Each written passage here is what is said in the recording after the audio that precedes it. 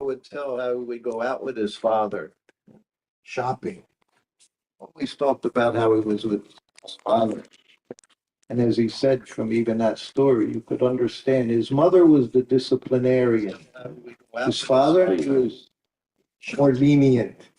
He talked about how he was with his father. And as he said that story, you could understand his mother. He told disciplinarian.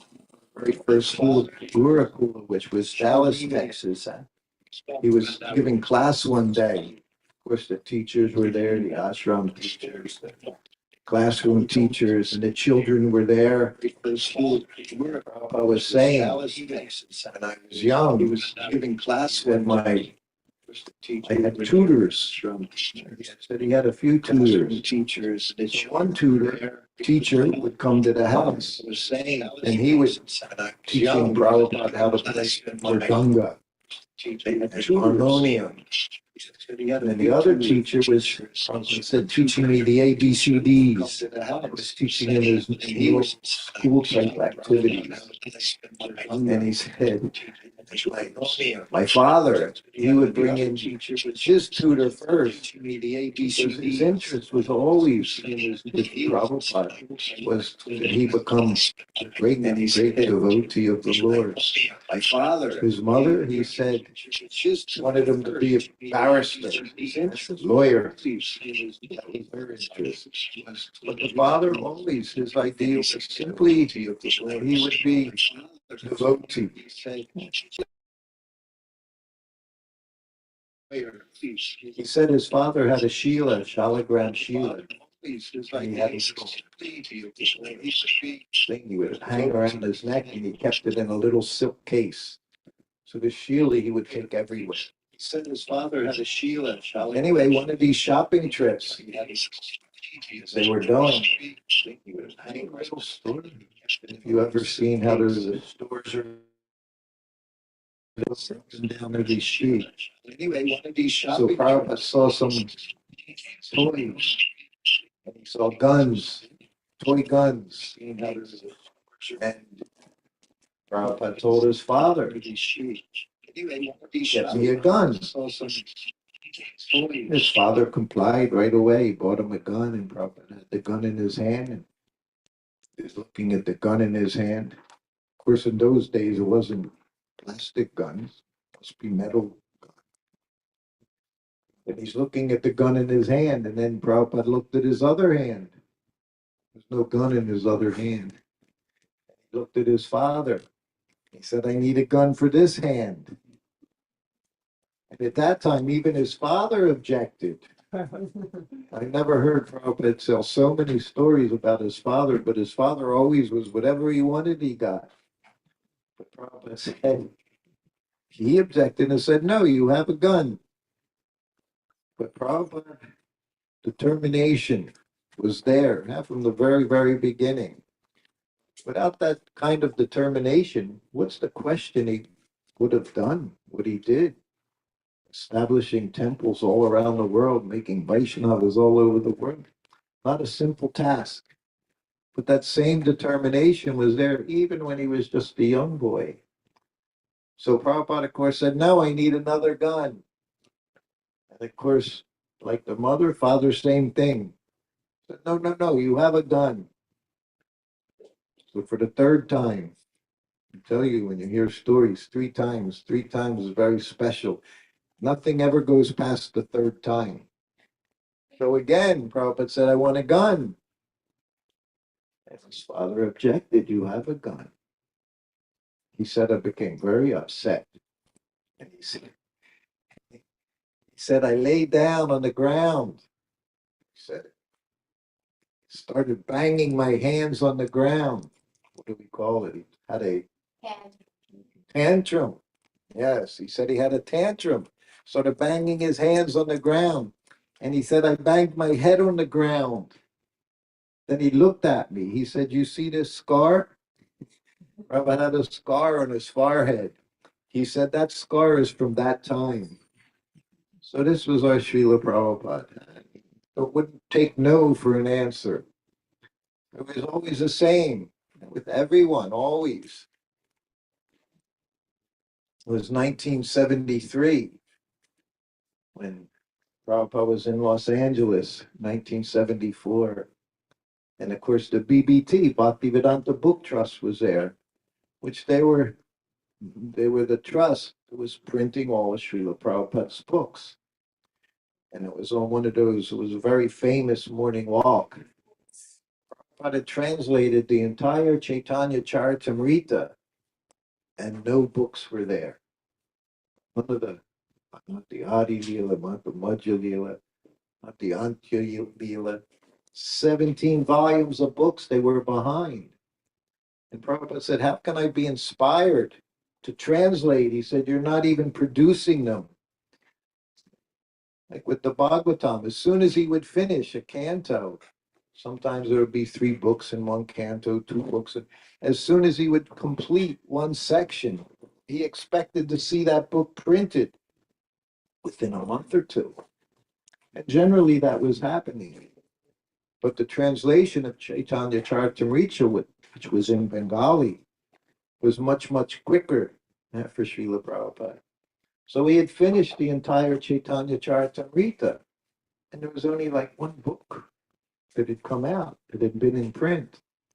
So there's one morning walk.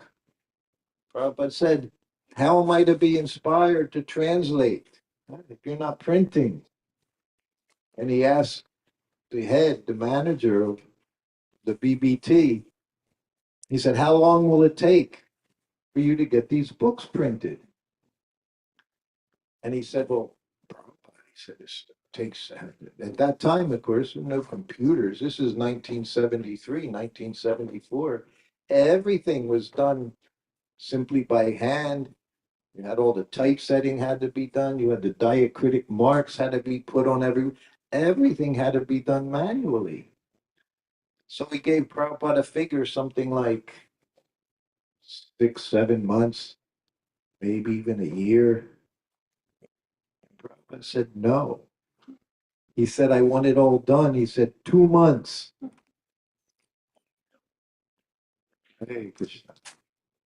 And at that time, Rameshwar Prabhu, he said, Prabhupada, that's impossible. What did Prabhupada say? Was that very famous? Impossible is a word in a fool's dictionary. 2 months later, 17 volumes appeared. This was the potency. It wasn't the potency of us. It was the potency of pure devotee for his desire to be fulfilled. We were in Chippewa some months ago, and they had copies of Prabhupada's passport. Remember? Prabhupada's passport. The passport that his very first passport when he came to the US. And on the passport, that section in the Indian passport, it said, are there any physical marks? Any physical marks? And on the passport, it said, scar on the forehead. And I was sitting with Radhanath Maharaj that day. Vishaka, we were there. And I looked and I said, that's it. That's the scar. That's the scar Prabhupada said was on his forehead from banging his head on the ground. So this is what it takes, the determination to become Krishna conscious. This is what kind of determination it takes to spread the holy name. Never take no for an answer. Prabhupada showed it. If you have a pure desire to serve Krishna, anything can happen. Nothing is impossible. We see that sometimes in our travels, things you think it just can't happen. Anything can happen. It was just by Srila Prabhupada's desire himself. He had a desire in the Srimad Bhagavatam in the 10th canto. I believe it's about the 34th chapter. Prabhupada mentions there that a devotee had a desire for a temple to appear in Vrindavan. This is our Krishna Balaram Mandir. He doesn't say, I had a desire, but always had humility and never said he did anything. Everything he would say was the grace of his spiritual master. And he would even say it's by his disciples who his spiritual master had sent to assist. He always gave the credit to others. But he said that a devotee had a desire for a temple to be there. And in that way, the temple manifests. That same desire over the next 3 days this weekend, Friday, Saturday, Sunday. That's why I've given some classes here, but I've never really touched on Srila Prabhupada's arrival, because you're going to hear a lot about it Friday, Saturday, and Sunday from so many of my god brothers, god sisters, and others about Srila Prabhupada's arrival in America. But just coming here, just getting his passport, getting a visa to come to America, you needed police clearance, and they won't let you leave India unless you can prove you don't have any debts to anyone's. You know, police report, they call it a police report. So there were so many different obstacles, so-called obstacles, that had to be cleared before he could come to America. You know, it was the Agarwal, it was Mr. Agarwal, the father, Mr. Agarwal in Butler, PA. He was the one, he met Srila Prabhupada, and he told Prabhupada that he would get his son to sponsor him. Prabhupada didn't even know about it until one day he had a sponsorship from this Mr. Agarwal in Butler, PA, because you couldn't come. Man. You know, you can't come here unless you have a sponsor, right? Coming from India, unless you have a sponsor, there's no question of just getting a visa and coming. You have to see that you can take care of yourself. Someone's going to take care of you. Police report has to be filed. So many things. So all these things had to happen. And then, of course, it was 1965. I was sannyasi. Literally had nothing. We heard stories just before his coming, how he mentioned his home. Even in his passport, it said his home was Vrindavan. And his office was Chippiwada. But spent months at a time there at this temple. That temple also was acquired by ISKCON some years ago with the aid of Gopal Krishna Maharaj. So we were at that temple. It's now ISKCON temple. A very important part of Srila Prabhupada's life, of Srila Prabhupada's preaching, this temple. Prabhupada had a little room up on the first floor, and his room was literally right on top of the deities. Hey, you know, if you don't know anything about altars and deity worship, I don't know what it's like here, but above the deities, nothing can be there. No one can be placing their foot above the deities. Like you see in most temples, they have the domes. So nothing crosses that place. You don't cross over the deities in any way. Prabhupada said once, you don't even step on the shadow of Tulsi Devi. Yes. So this is how devotee sees things. You understand what I'm saying, or you're confused? I'm just seeing what's on top of What's on top of here? I don't want to know. I'm afraid. I'm afraid to know. But even in Prabhupada's room, which was on top of the deities, but there was right next to where he was sitting, literally right next to his sitting place, there was a dome, which was right over the deities. So there was no question of it. It was just a little marble dome, right? That we saw. It was just like this wide, like that, but right next to his desk. So this was the situation that Srila Prabhupada had there. And he had to do everything himself. He would go to the printers, you would have to buy the paper, you would have to do everything. And everything, nothing was simple. He didn't have money. He could only stay there because someone was paying his rent for him. At that time, it was just a few rupees a month. And just like Radha Damodar Temple, what was the first monthly rate? Do you remember? 2 rupees. It was 2 rupees a month for 2 rooms at the Damodar temple. Quite a bit more now. We're still renting those rooms. It's much more than 2 rupees a month. So anyway, that was being paid for by a friend. But while we were there, we found out different things that people had researched over the time. Everyone, how much they loved Srila Prabhupada. He became the friend of everyone there. They all knew him. Swami, the Bengali Swami. He was known as the Bengali Swami, yeah, because this was in Delhi. And even the children, they would come and see him, and it was mentioned. And of course, much, much later now, they're all much, much older, but they all remember those days when Prabhupada was there.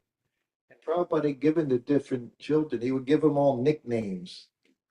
And sometimes they would come and help. Yeah, they would help Srila Prabhupada. So in so many ways, everyone was prepared to do something. And then different times he went to Juhu. This is where Sumati Morarji, she had her house there in Juhu. Juhu, for the most part, was just a little fishing village.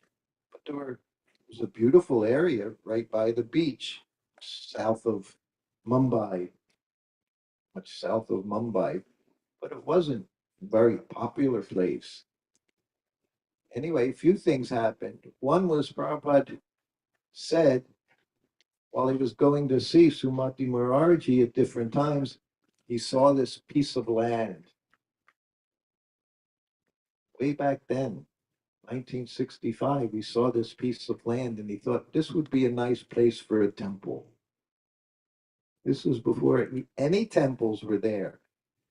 Prabhupada had a vision of what he was going to do, and he thought this would be a nice place for a temple. And then he went to Sumati Morarji, they had the biggest shipping company there in India. Big, big, so many ships, cargo ships they were doing.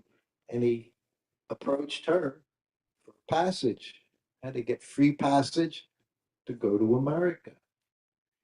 And of course, she didn't think probably. She said no. She said, you try to get there, you're probably going to die on the way. Because she saw he was 80, 70 years old at the time. He was just a, so she wasn't, even though she was pacifying him, one of her one of her right hand man, he said to him, no, he can't. We can't give him passage. He's not even going to make it to America. Prabhupada kept asking and asking he would come back. And then, of course, he befriended her secretary, who approached Sumati and said, no, no, he's very sincere. He's very sincere. He's very determined to do this. So finally she relented. And that's when he boarded, of course, the Jaladuta. So that was back. He arrived here. The date was September 17th. And the passage was altogether, I think, 37 days across. There was no flying there at that time, 1965. It was aboard the Jaladuta. And it took some 37 days to go from Calcutta, then it went down to Kochi, and then it went around. And those waters, not so good. And then it entered the Atlantic Ocean. And of course, the Atlantic Ocean in that area was known for not being a very peaceful ocean. And Prabhupada mentioned that. He kept a diary, always kept a diary. From the time he left India, he was keeping a diary of everything he was doing. And in the diary, he mentioned how he had become seasick. Any of you have ever been in the ocean on any kind of a vessel, the possibility of becoming seasick, and it's a really nasty thing. I've had it happen a few times. Once was a long time ago. And we're in a little 25, 30-foot ship, boat, whatever I called it. And I remember going out to the point where you didn't see anything. And when that happens, your whole mind starts to act, and then those waves come, those waves, and so Prabhupada went through this for days and days until finally it got to the point. What happened? Had a heart attack, and then he had another heart attack. And at that point, although he was writing in his diary every day, he would write in his diary what was going on. But then there's a section in his diary, he just drew a line. That was more than a week, not eating, not doing anything, just trying to get to America to follow his spiritual master's orders. So then finally, he said he had a dream. You know what that dream is? Anyone remember the dream?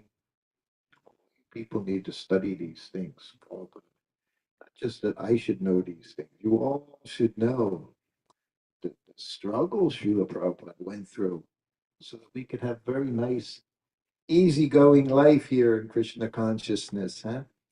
Wasn't easy. But he had a dream, and in the dream, he was in a boat.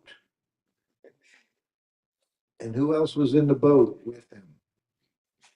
All the 10 incarnations. And all that they were all rowing the boat.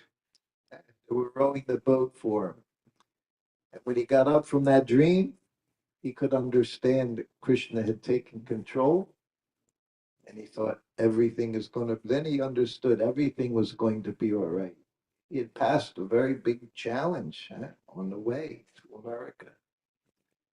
And then after that, the rest of the trip, which was another few weeks, the captain and the captain's wife, who was also on the Jaladuta, this cargo ship, they said that they never saw such a peaceful ocean. The whole ocean just became peaceful for the whole rest of the journey.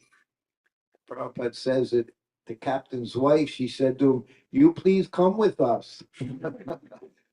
She said, "This is very unique." She said, "You should come with us." Even they could recognize what Prabhupada was doing, that Krishna was in control. From that time, he used to cook. And of course, he would cook for everyone, the captain, his wife, all these different people. So that was all on the way coming here 60 years ago. And then, of course, in a few days, we're celebrating that anniversary when Prabhupada hit Boston Harbor. And he touched down here and they got off. And what was one of the first things he saw? Became part of our whole Krishna consciousness movement, right? One word. What was the word? He saw it in an advertisement. Unalloyed. Unalloyed steel. What does unalloyed mean? Means not mixed with anything else. Huh? Not mixed with anything else. So that became a word that Prabhupada used very often. The devotional service, unalloyed. It's not mixed with anything else. Only desire is to serve Krishna. Unalloyed, has no other mixture to try to get anything. So Prabhupada saw that. He saw another thing, I believe, when it went to New York. And it was from a paint company, I believe Sherman Williams. I remember that time because I was back, this was back in the 60s, and they had an advertisement. And one of the things, they had their can of paint, and it was covering the globe. And their paint was covering the globe. So Prabhupada also saw that, covering the entire world. So from the beginning, he had that vision. Not that it was just going there, beginning and ending in New York. It was just the beginning of Krishna consciousness being going all around the world. So many things we would hear. I was sitting with someone and And they said, found on the bench, and they said, how many temples do you have? And he said, oh, there's so many temples, but they haven't manifest yet. But Prabhupada had a very strong desire, and Krishna fulfilled the desire of this pure devotee. So this is why we're all here at this point, so many years later, 60 years later, all by the fulfilling desire of Srila Prabhupada. So then he got to Butler, PA, his sponsor. He stayed there.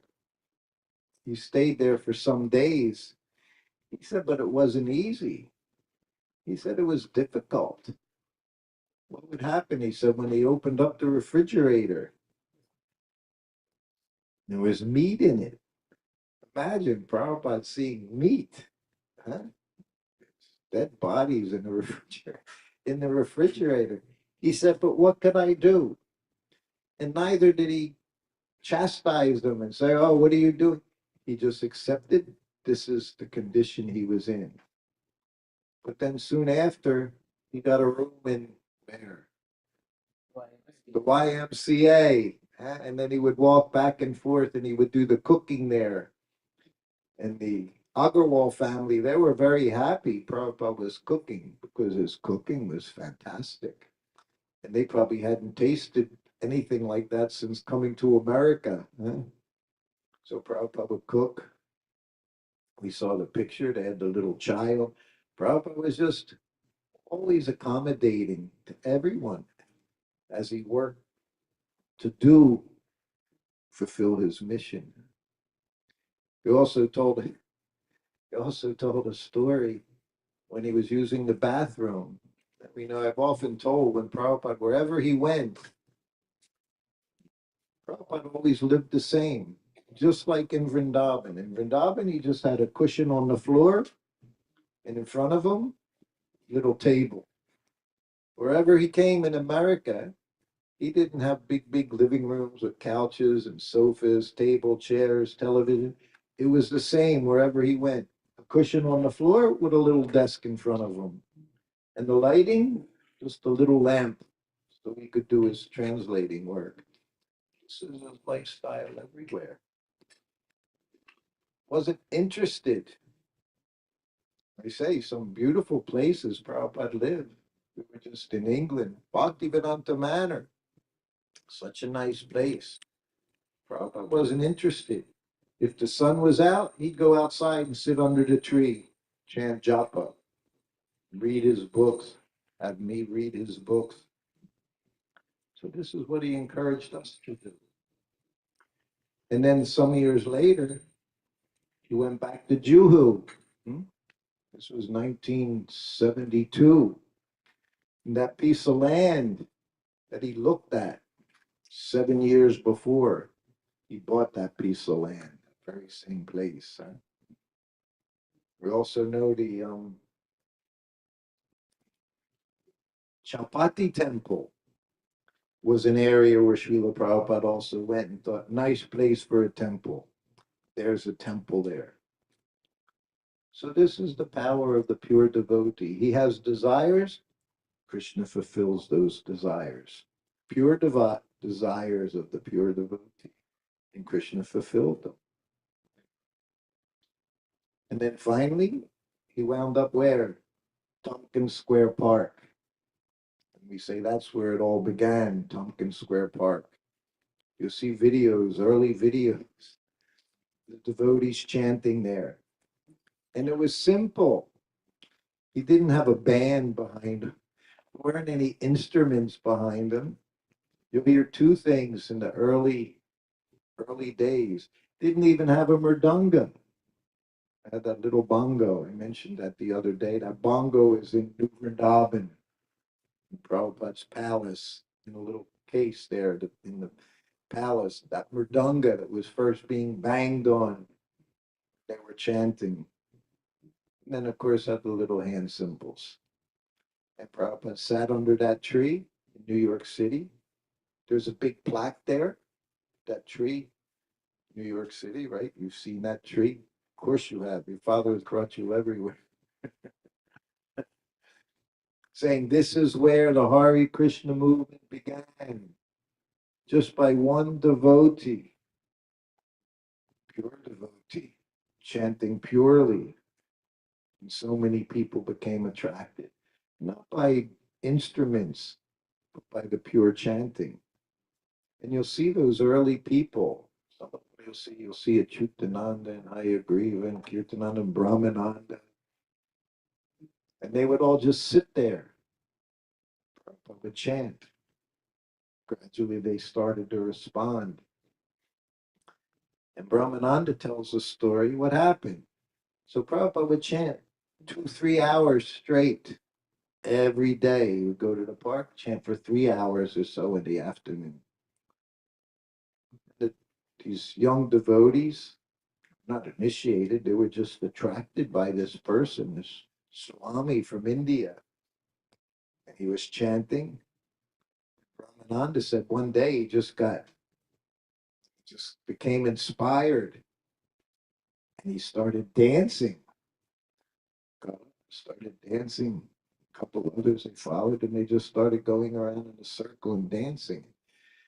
Brahmananda said he thought once he stood up and started dancing, he couldn't stop. So he'd have to dance for 2 or 3 hours straight as they're going around, chanting Hare Krishna. But this was Prabhupada's method. Our kirtan wasn't everybody sitting on the floor like this, singing and dancing. Prabhupada said this was our yoga. He said we don't need any other kind of yoga. He said our yoga is dancing. What happens, he said, when you clap your hands? All the lights. All your lines change. Those who know palmistry, astrology, they read the lines on your hand, will tell you what's going to happen in the future. If they're really, really good, they're going to tell you how many times you're going to be married, how many children you're going to have, when you're going to die. All this is there. Prabhupada said, simply by chanting and dancing, clapping those hands, the lines, even the lines, it means your whole life will change. It's the only thing you can change. He would say different things sometimes, very startling. Sometimes I see these people jogging, running, especially people even in their 60s, 70s sometimes, and you see them jogging. Prabhupada said, when you come into this world, you have so many breaths. You can't change it. So you got to be careful all the running you're doing. You're actually not improving your life. You're shortening your life. I read so many silly things. I read too much. I read how every Coca-Cola you drink takes 8 minutes off your life. Everything's bad for you that we put, all the air we breathe now, the water whatever we drink, everything's reducing our life. The chanting, he said that can actually increase your life. Otherwise, you have so many breaths. He also said you come into this life, you can't change what you're going to get. In other words, materially, how much money you're going to make in this life. It's already determined from your previous life. Otherwise, how does someone come in? One person comes in now, used to be millionaires. Now you're billionaires. It's not that they're 1,000 times smarter than the next person. It's karma. Another person can work so hard just for a few dollars a day. What's the difference? This is one thing when I was growing up, you could never understand.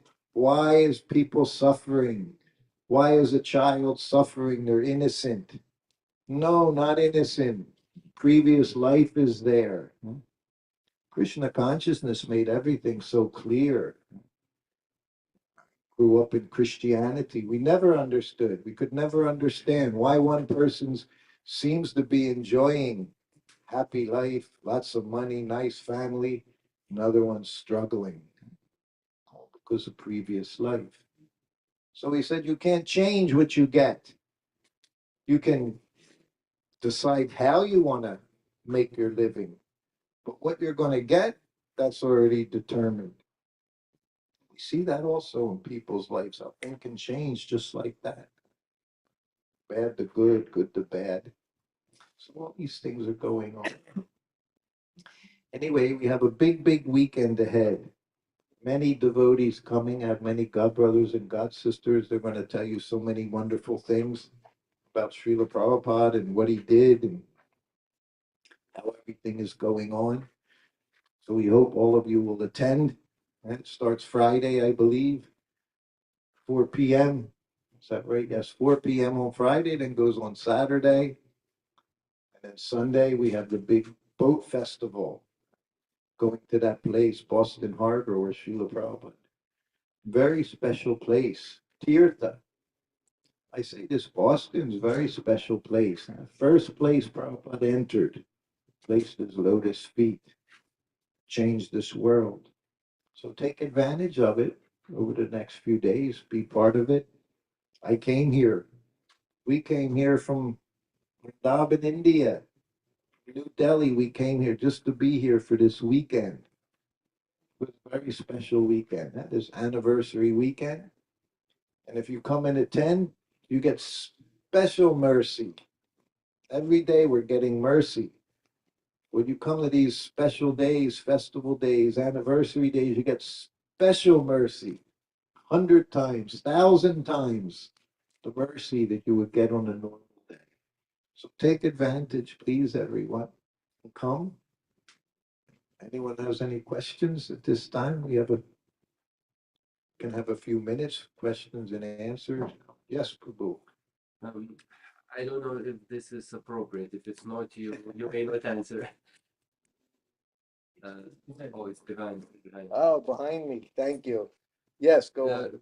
Because I mean, I remember hearing the statement saying like familiarity breeds contempt. Like someone you saw, like I remember that also reading that there were devotees who left, although they were so close to Prabhupada, and it seems to be contradictory. You know, like how how is that possible? But for you, you were so close to Prabhupada, you could start feeling like he's one of the humans, Just us. like anyone else. Right. Yes. So have you ever had anything, that you have to internally somehow fight inside and like kind of think about it, or feel?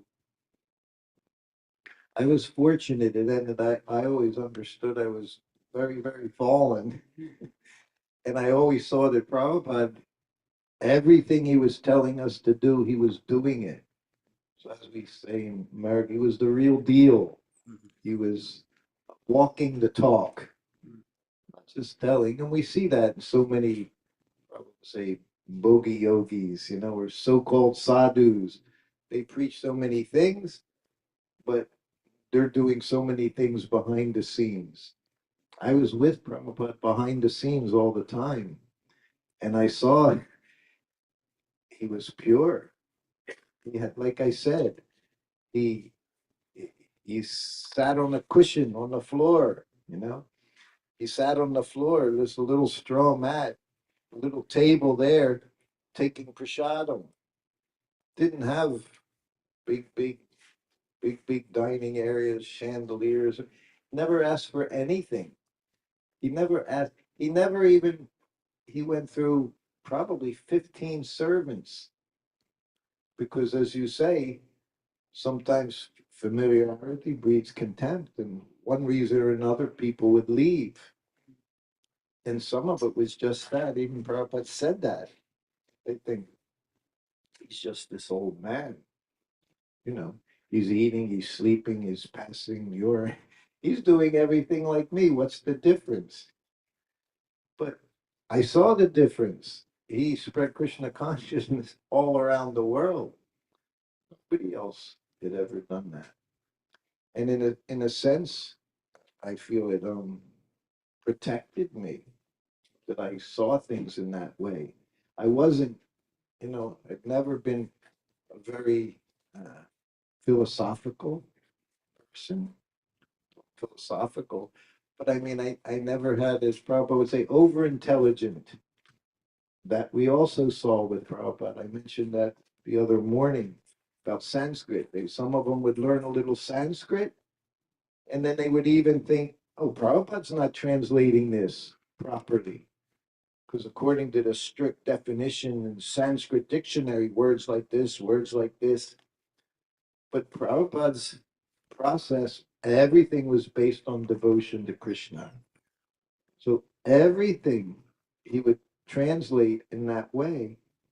If you read his books, you'll even see word to word translation. And sometimes you'll see the word to word, and then you'll see the translation itself, and it doesn't go along with the word to word. But as Prabhupada said, every word, Krishna was in every word. Like he said, there's hundreds of translations of Bhagavad Gita. How many devotees were made? Not one devotee made. But the Bhagavad Gita as it is, and now we see millions of devotees all over the world because it's through devotion. Do you have some? Does that make sense? Yeah, thank you. So I saw things, and of course, even Prabhupada said is one disciple and one of many disciples. When Prabhupada said they never went to the moon, that was a big one. That was really big. There were so many. Well, I saw it on television. Prabhupada said when I was a boy, I think it was in the 30s, the very first King Kong movie came out. He wasn't a boy, he was a young man by then. But he said, and I don't even think that was a talkie, I think it was but there was King Kong on the Empire State Building. Was King Kong ever on the Empire State Building? But he saw it on television. And Prabhupada said to me one day, I had a servant, he said. And when I said they didn't go to the moon, the moon's a heavenly planet. He said, I couldn't go to America without a visa. You know that? You're coming from another country, just to come here, you need a visa. And to get that visa is not so easy. He said, what's the question of going to a heavenly planet without the proper credentials? He said, I had a servant. He said, he couldn't accept it. Left. Looked at me. He said, you're not going to leave, are you? Because he was translating the fifth canto with the sign talking at that time, talking about the moon. So he was looking at me. He was concerned because it came up again. Some years later, he said, Srutakirti, you're not going to leave, are you? I said, no, Prabhupada, that doesn't, because these things didn't matter to me. As Prabhupada said, these things don't matter to a devotee. He said, Srimad Bhagavatam's not there to explain the process of creation. He said, that would take so many volumes and volumes. He said, the purpose of Srimad Bhagavatam is to develop your love of Krishna. And he said, it just gives minute details on the process of creation, the planetary systems, the hellish planets, all these things. He said, but it would take volumes. He said, but that's not our interest. Our interest is just develop our love of Krishna. And to do that, reading his books. And that's what he said. He said, if you have any doubts, he said, you have to continue to read again and again and again. And each time you read, the more realization you'll get. You can say, well, maybe, but you have to do it. There's another thing back in those days who would say, the proof of the pudding, you got to taste it. I can tell you it's very, very tasty. I could tell you chocolate mousse, very yummy. But unless you taste it, what do you know about it? Nothing. So the same thing, Krishna consciousness. You have to engage in the process other than say, nah, that's nonsense. Prabhupada say it's scientific. If you do it, the result will be there. So that's this process. But yeah, I've been fortunate. And I've also, Krishna's put me in a position, just like Prabhupada taking everything away. Somehow or other, I've just wound up in Vrindavan by Krishna's mercy after all these years, by Srila Prabhupada's mercy. So if we have a desire, just a little desire, get fanned by the spiritual master, and so we can continue. So you need to be determined. You've got to have some sincerity, and you got to accept your spiritual master. He's all in all. And that's what I said when Bud had his two guns, right, as a child. And I said, when he came to America, what did he have? He had his two guns. He had the holy name, and he had the order, complete faith in the holy name and complete faith in the order of the spiritual master. Those two things. That's all that's required. With those two things, if you have complete faith, you can do anything. You understand it's all coming through the mercy of the spiritual master. And if you think I'm doing this and I'm doing that, then everything will go away eventually. You can do it for a while without that surrender, without that faith in your spiritual master and the service attitude to your spiritual master, and considering yourself a fool before your spiritual master. Doesn't mean you're foolish, but you considering yourself a fool means I accept everything you tell me. I don't know better. As soon as you think you know better, very quickly you'll see your exit door will be there. Anybody else have a yes? Do you think they went to the moon? Hmm. Do you think they went to the moon? No, he said we never went to the moon. I accept that. Yeah. It became difficult even last year or two because India sent so much. Oh, they even the devotees, they all got so excited. But Prabhupada said it's a heavenly planet. According to Shastra, it's a heavenly planet. So they certainly didn't. Where he said even if they went, although he said they didn't go, but he said even if they went, where were they? Prabhu. Hmm? Prabhu. Rahu? Like that could have been Rahu, the one that covers the moon. So all these things are there. We see there's so many things if you look, uh, talk about the moon and if you've seen that little spaceship that they show on that sandy thing, you think that thing made it to the moon? Looks like it has Reynolds wrap as a covering and everything. Anyway, these are not the most important things. Yes, Vishaka. At that time, Srila Prabhupada was translating fifth canto, Yeah. and there was a description of all the planetary systems. Yes. And then it says that the moon is further than the sun. So to get to the moon, you have to pass the sun, and sun is the hottest planet. Before you will get to the moon, you will burn, so you will never get to the moon. And that's why he said, now I'm convinced they never went to the moon. Yeah.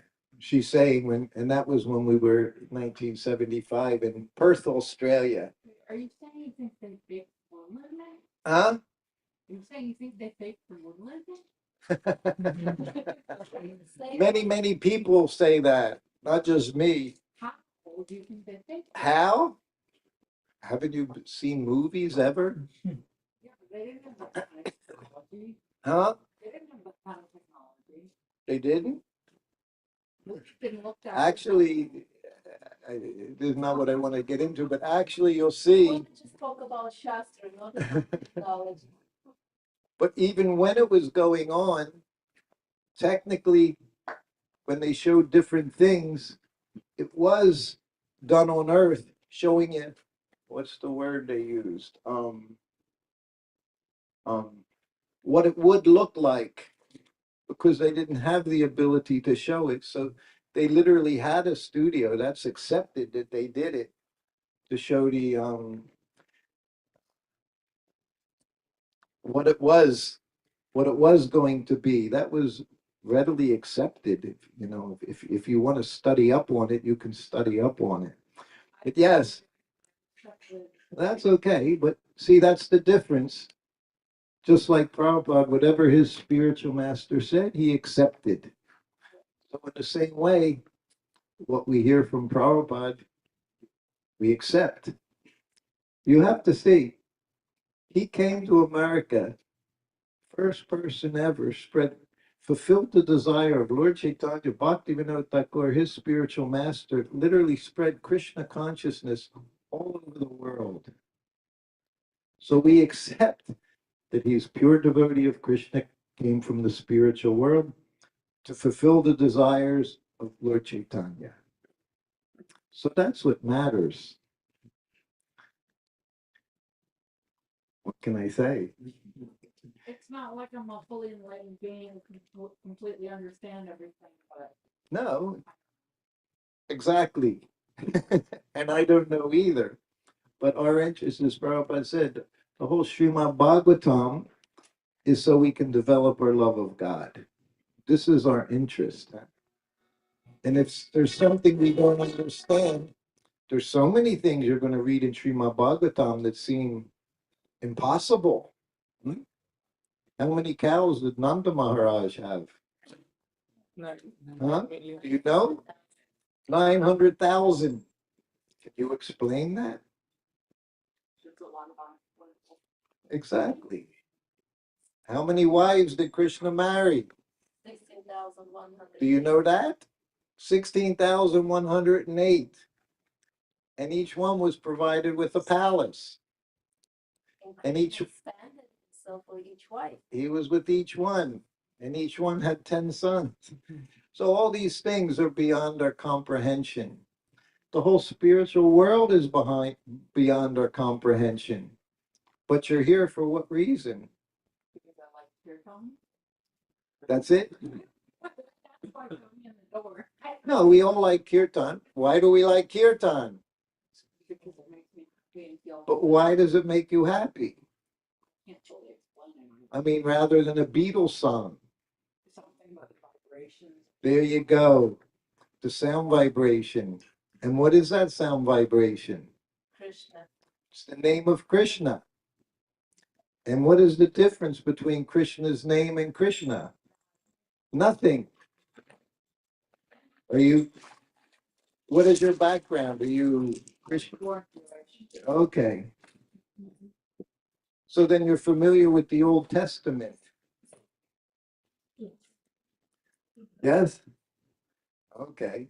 Does it describe anything about chanting God's name in the Old Testament?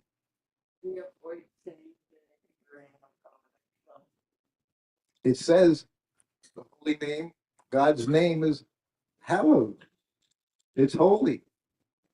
So that's why you like the chanting. It's Krishna himself. It's not different.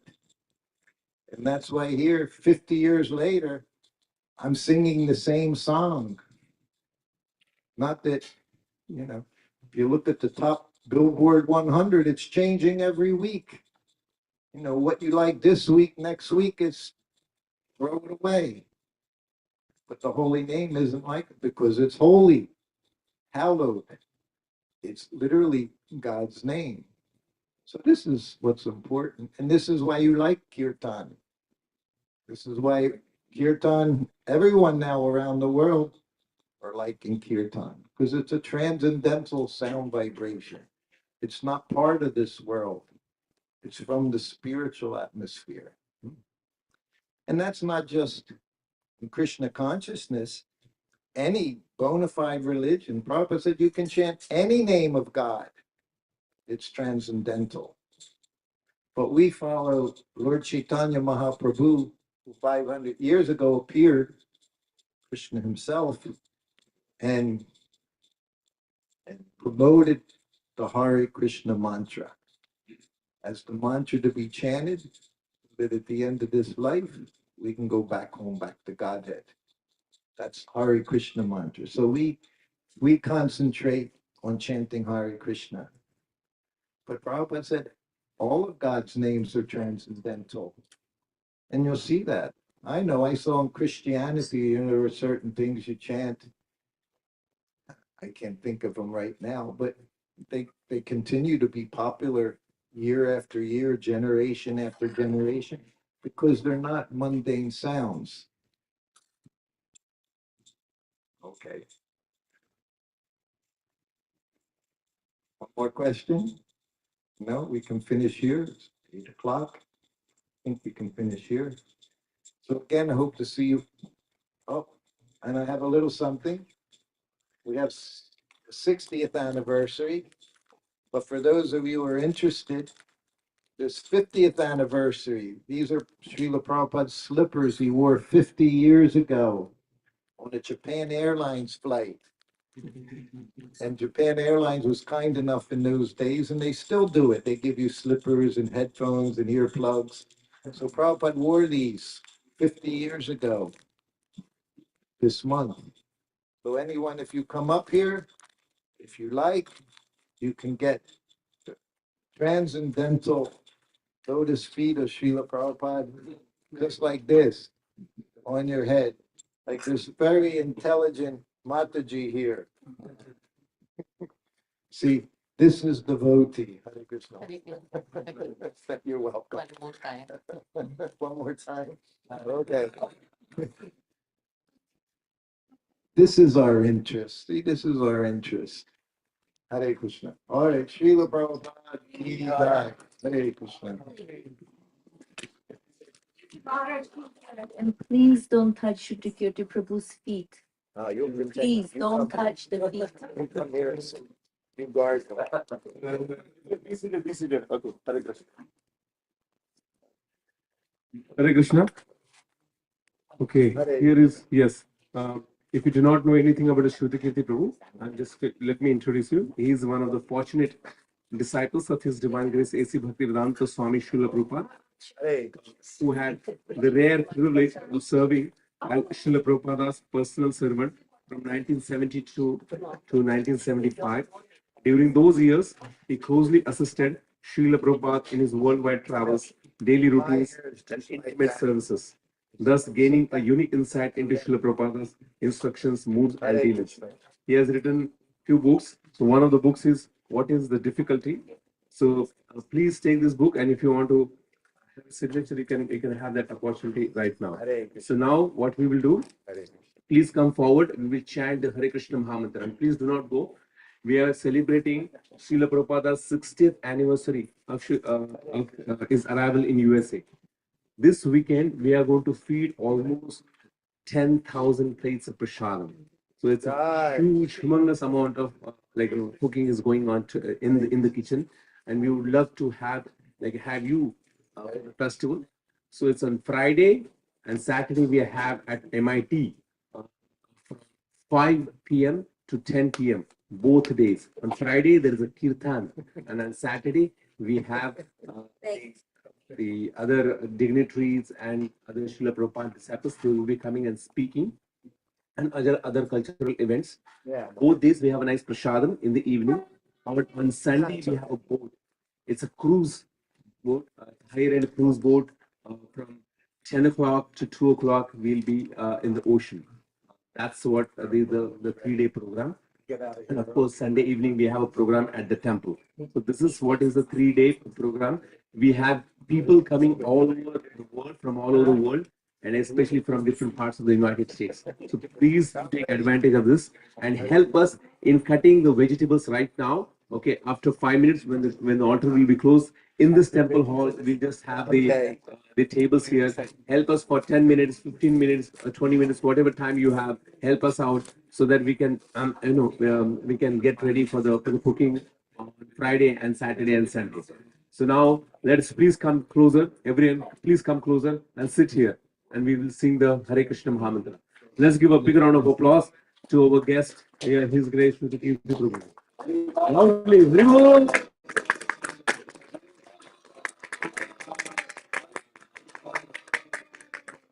Hare Krishna.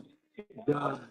Please do not go. Those who have come here, so there'll be prasadam. Food will be again served here. So please come and sit here. Everyone, please come and be seated here. Yeah, please be seated. Someone be for next 5 minutes. We'll just do the kirtan. Please sit. Please sit, because the altar will be closed in 5 minutes. Please come. Sit here. Sit up. This is the same person, Radha Madhava. Really? Same. Nama Krishna Krishna You. Srimate Bhakti Vedanta Swami Krishna No problem.